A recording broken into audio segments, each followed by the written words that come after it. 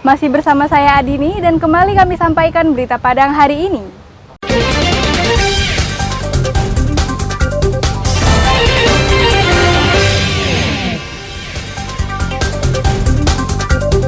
Satu truk kontainer bawa rokok ilegal ditahan polisi di Jalan Lintas Sumatera. Ikan rinua khas Danau Maninjau, Kabupaten Agam, ternyata bisa diolah menjadi aneka makanan lezat seperti rendang keripik.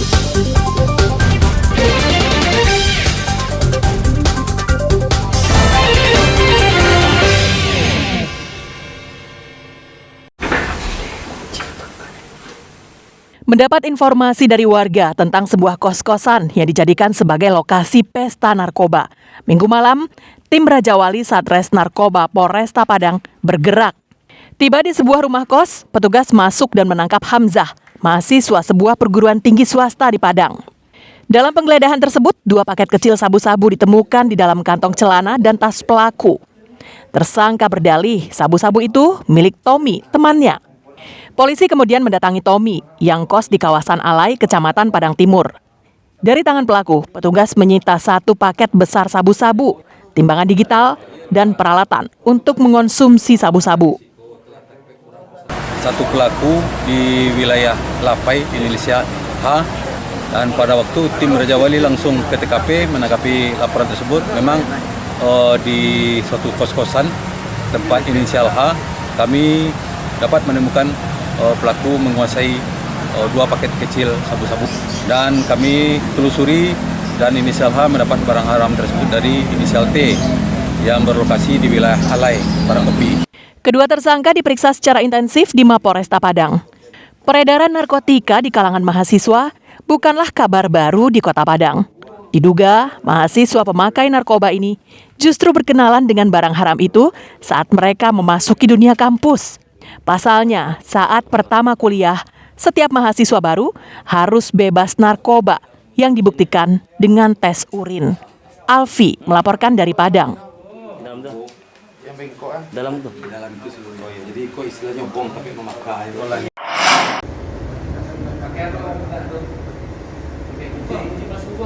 Seorang guru yang menjadi maling isi kotak amal ditangkap polisi. Hamid yang berusia 46 tahun beraksi di Masjid Ar-Rahman di kawasan sebuah hotel berbintang di pusat kota Padang dan membuka kotak amal yang terpasang di pintu masuk masjid. Namun aksinya diketahui oleh Garin Masjid yang langsung membekuk tersangka. Pihak hotel kemudian melaporkan pencurian tersebut kepada polisi. Dari pemeriksaan polisi di lokasi kejadian, pelaku ternyata seorang guru berdasarkan keterangan di KTP-nya. Pelaku beraksi seorang diri dengan menggunakan kunci-kunci yang banyak. Diduga kunci-kunci yang banyak tersebut dipakai untuk mencoba membuka gembok kotak amal karena tidak ada terlihat bekas gembok yang dibuka paksa. Polisi kemudian membawa tersangka ke Mapolresta Padang untuk diperiksa lebih lanjut. Mencongkel kotak amal, lalu ketahuan sama Garin Masjid Ar-Rahman Bumi Minang.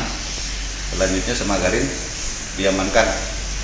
Pelaku sudah membuka kotak amal ini, sudah ngambil uang. Posisinya sudah ngambil uang di dalam kotak. Kemudian setelah diamankan sama Garin langsung melaporkan sama security. Kita sebagai Kanit SPKT 3 langsung datang ke lokasi mengamankan tersangka. Dari dalam tas tersangka yang mengaku sebagai guru di Kota Payakumbuh tersebut, ditemukan banyak kartu ATM, 1 kartu pembayaran elektronik, 2 buah telepon genggam, dan kabel-kabel. Kini, tersangka diperiksa secara intensif di Mapolresta Padang untuk diproses hukum lebih lanjut. Laude Juhardio Anse melaporkan dari Padang.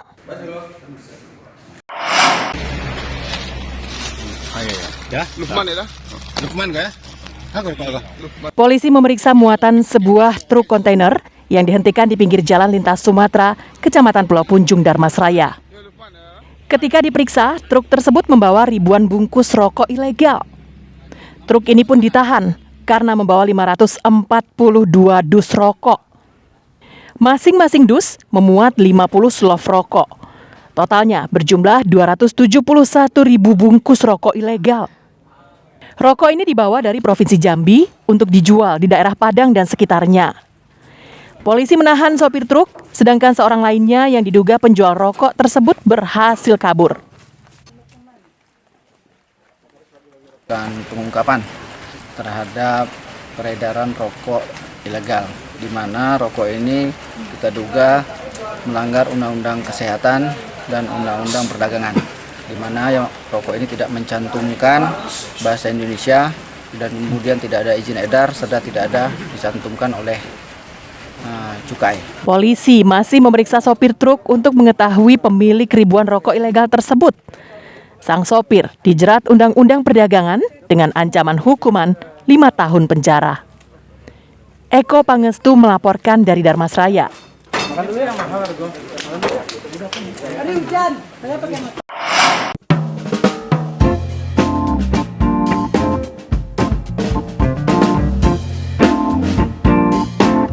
Danau Maninjau di Kabupaten Agam, Sumatera Barat memiliki ikan endemik yang dinamakan rinua. Ikan tersebut berukuran kecil, diolah menjadi aneka cemilan dan kuliner lezat. 5 tahun lalu, rinua sempat hilang dan sulit ditemukan. Namun 2 tahun terakhir, keberadaannya kembali banyak dan menjadi salah satu sumber ekonomi bagi masyarakat. Salah satunya Septimar, warga Nagari Sungai Batang, Kecamatan Tanjung Raya, Kabupaten Agam ini. Usai mengantar anaknya sekolah, selama 2 jam, dirinya mengantar sekitar 3 kilo ikan rinua dari pinggir Danau Maninjau. Jam 7 lewat. Jam 7. Habis ngantar anak sekolah, pulangnya langsung ke danau. Ya kalau saya makan pagi sebentar doang, kadang 3 kilo, kadang 2 kilo. Di pinggir-pinggir aja. Ini bikin keripik, bikin rino crispy, peyek rinua badarai. Rinua juga mudah ditemukan di pasar tradisional di Maninjau ini. 1 kilogram rinua dijual seharga Rp25.000. Rinua diolah menjadi aneka cemilan dan makanan khas daerah Maninjau dan dijual di pinggir jalan sebagai oleh-oleh. Di waktu rinua tidak ada tuh, susah juga kami dia rinua, mencarinya ke Singkarak. Harganya sangat tinggi situ. Di situ harganya sampai 100.000 sekilo. Mulai rinua ini ada dari tahun berapa tahun? Lah 2 tahun ini lah. Lah 2 tahun ini lah. Lah sampai banyak. Semenjak rinua kembali banyak ditemukan, berbagai aneka olahan mulai bermunculan. Selain cemilan, ada juga yang mengolahnya menjadi kuliner dengan cita rasa tinggi, seperti rendang. Rinua menjadi bahan utama rendang, pengganti daging sapi. Ada yang kita bilang peyek, ya, peyek rinua ada, palai rinua ada. Kemudian rinua itu juga bisa jadi campuran sayuran. Misalnya ditumis atau digulai itu bisa. Ada juga yang digoreng badarai kita bilang. Badarai itu benar-benar rinua itu digoreng jadi kayak teri digoreng, pecah-pecah gitu semuanya. Nah yang terbaru ini adalah dengan direndang. Hilangnya rinua diperkirakan terjadi sejak tahun 2016 lalu hingga 3 tahun kemudian.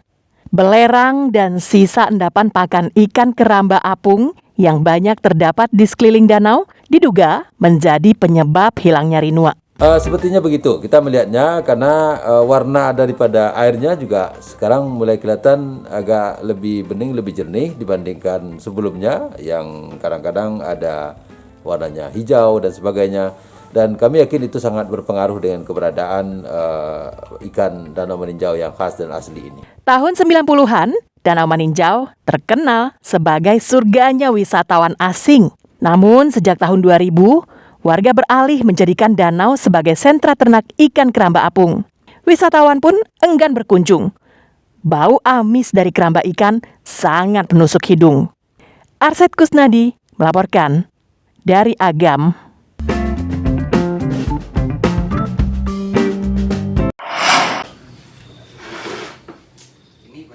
Hanya dari pipa PVC bekas yang sudah tidak terpakai, ternyata bisa diolah menjadi sebuah karya seni yang bernilai jual tinggi.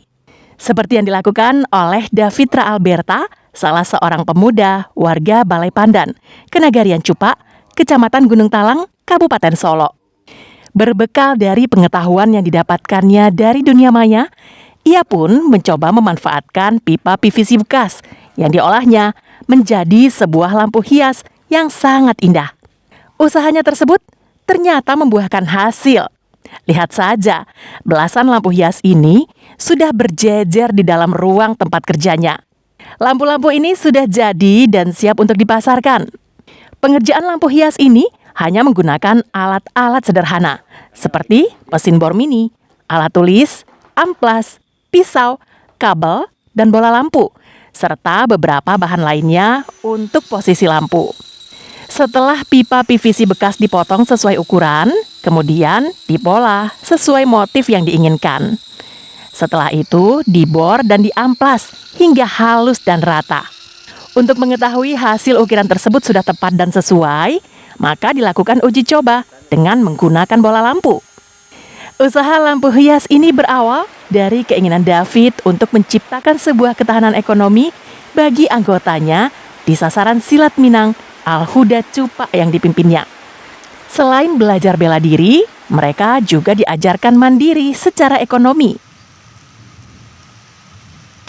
Selain mereka diahlikan dengan pencak silat, mereka juga ditempa dengan kerajinan yang mengangkat ekonominya mereka.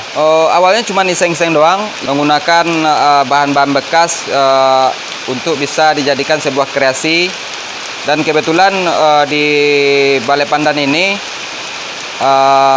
banyak limbah paralon yang bisa kita manfaatkan.